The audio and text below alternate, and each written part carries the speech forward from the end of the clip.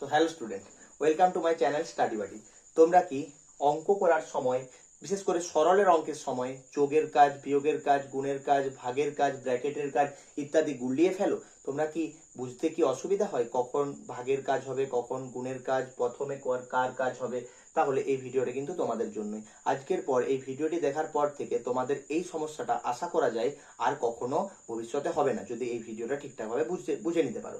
তাহলে আমাদের সরলের অঙ্ক করার সময় সর্বপ্রথম কিন্তু একটি সূত্র আছে, BODMAS, বডমাস, যেটার উচ্চারণ, এই সূত্রটি কিন্তু পরিষ্কারভাবে আমাদেরকে বুঝে নিতে হবে। প্রত্যেকটার আলাদা আলাদা মানে আছে, প্রত্যেকটা আলাদা একে এক করে আমরা আলোচনা করি। বি ফর হচ্ছে ব্র্যাকেট। ব্র্যাকেট শব্দের বাংলা অর্থ হলো বন্ধনী। বন্ধনীর ক্ষেত্রে প্রথমে কিন্তু প্রথম বন্ধনীর কাজ হবে, তার প্রথমে রেখা বন্ধনীর কাজ হবে, তারপর প্রথম বন্ধনীর কাজ হবে, তারপর দ্বিতীয় বন্ধনী এবং শেষে তৃতীয় বন্ধনীর কাজ হবে। তো যেমন বি হলো, ঠিক তেমন ভাবেই ও।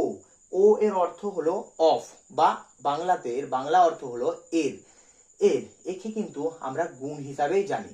যদি কোনো অঙ্কে অফ থাকে, অর্থাৎ বা এর থাকে, তাহলে সেটি আমরা গুণ হিসাবে ব্যবহার করব বা গুণ হিসাবে সেটি সমাধান করব।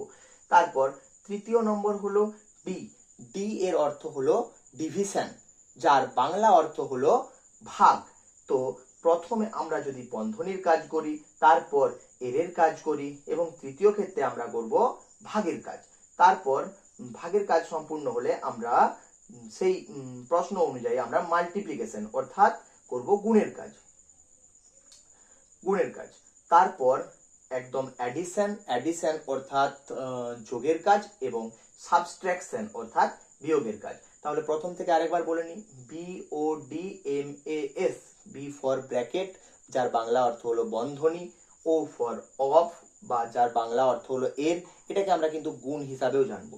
ডি ফর ডিভিশন, যার বাংলা অর্থ হলো ভাগ, এম ফর মাল্টিপ্লিকেশন, যার বাংলা অর্থ হলো গুণ, এবং এ ফর অ্যাডিশন, যার বাংলা অর্থ হলো যোগ, এবং এস ফর সাবট্রাকশন, যার বাংলা অর্থ হলো